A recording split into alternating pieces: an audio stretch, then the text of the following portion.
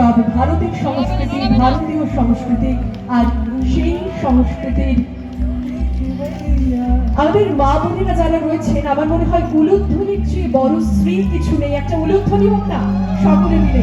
শুভ সূচনা হচ্ছে ভারত সংস্কৃতি উৎসবের 17তম বর্ষে।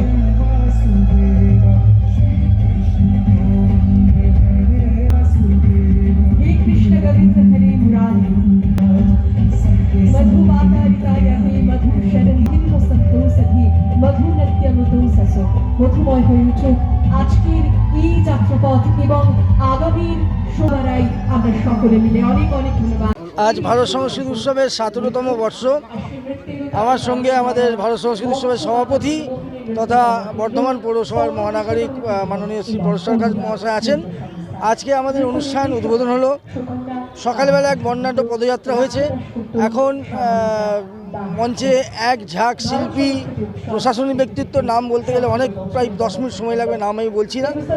এরপরে আমাদের অনুষ্ঠান উদ্বোধনী নৃত্য ও সঙ্গীতের পর আজকের বাংলা গানের একাল সেকাল যারা যারা এসছেন দেখতে পাচ্ছেন, তারা প্রত্যেকেই আজ অনুষ্ঠান তাদের পারফরমেন্স দেবেন এবং কিছু আলোচনা থাকবে আজকের অনুষ্ঠানের মধ্যে।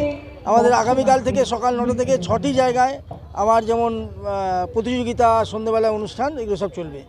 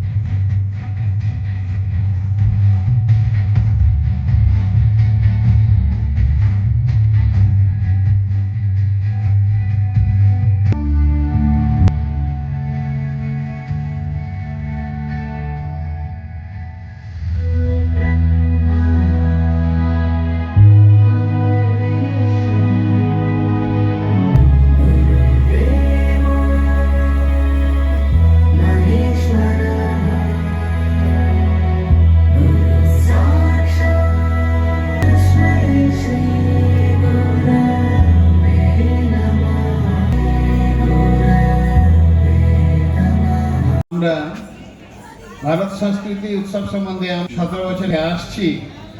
আমাদের বেদে সামবেদ থেকে আমরা দেখি সাম গান বলা হয়। সাম গান থেকে আমরা ভারতবর্ষের সংস্কৃতি আমরা উত্তরোত্তর আমরা ইনহেরিট করে আসছি। তারই এক উপবেদ ছিল গান্ধর্ববেদ। সেখান থেকে আমাদের সঙ্গীত প্রচলনটা আমাদের চলে আসছিল এবং সেখান থেকে আমরা পাই আমাদের বিভিন্ন গানের ধারা বা গান, সামগান যেভাবে গীত হয়ে আসছিল সেইভাবে ধারায় চলে আসছিল। পরবর্তীকালে আমরা দেখি পৌরাণিক যুগে আমরা দেখছি মহামুনি নারদ মুনি, তিনি আবার আমাদের সঙ্গীত জগতের গুরু রূপে আমরা তাকে বরণ করে নিয়েছি। তিনিও আমাদের পরম্পরায় এগুলো উপস্থাপিত করেছিলেন। পৌরাণিক যুগেও আমরা এটা তার পেলাম। আমরা রামায়ণের যুগে দেখি যখন মহামুনি বাল্মীকি রামায়ণ রচনা আমার মনে হয় আমার মতো অনেকে এখানে রয়েছেন যারা তার গায়কের ঠাকুর মা কিংবা স্বামীজির আশীর্বাদ এই মঞ্চে বর্ষিত হচ্ছে। বরণ করে নেওয়া হচ্ছে আমাদের অন্তরের শ্রদ্ধা জ্ঞাপন। এবার একে একে আমাদের সকল অতিথিদের বরণ করে নেবার পালা।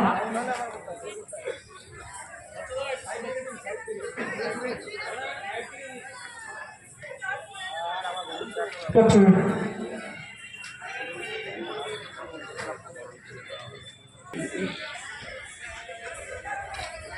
মঞ্চে আমাদের আরো এক উত্তর বরণ করে নেওয়া হচ্ছে তাকে।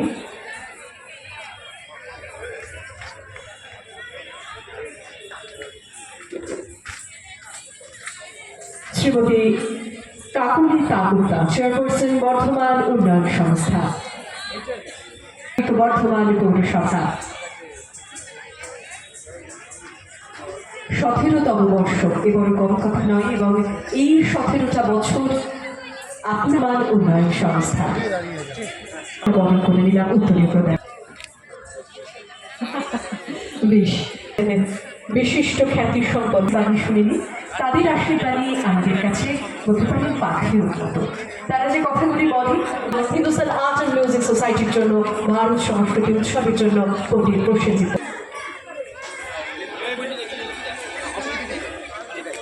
ওম শন্নো মিত্রশং বরুণঃ শন্নো ইন্দ্রো বৃহস্পতিঃ শন্নো বিষ্ণুরুক্রমঃ নমো মেব প্রত্যক্ষং ব্রহ্ম বদিষ্যামি ঋतं বদিষ্যামি সত্যং বদিষ্যামি তন্মামবতু তদ্ভক্তারমবতু অবতু মাম অবতু ভক্তারম।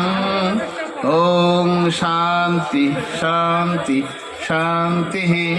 হরি চ নিবেদয়ামি।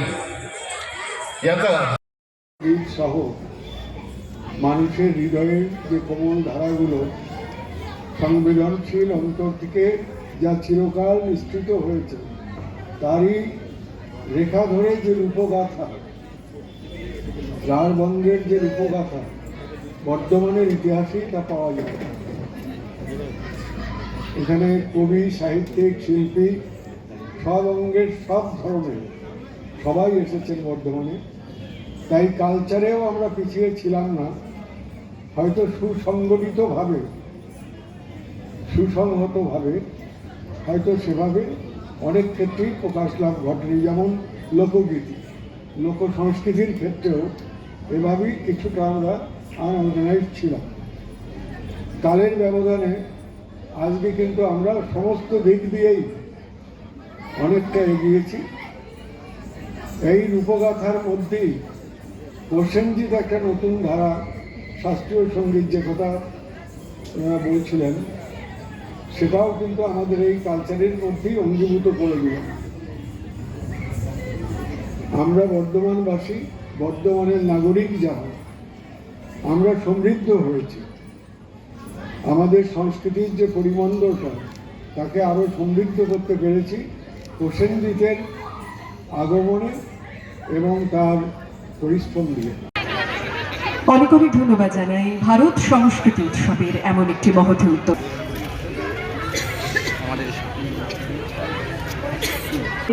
প্রদীপ প্রজ্বলনের মধ্যে দিয়ে আমরা আজকের অনুষ্ঠানের শুভ সূচনা মুহূর্ত ঘোষণা।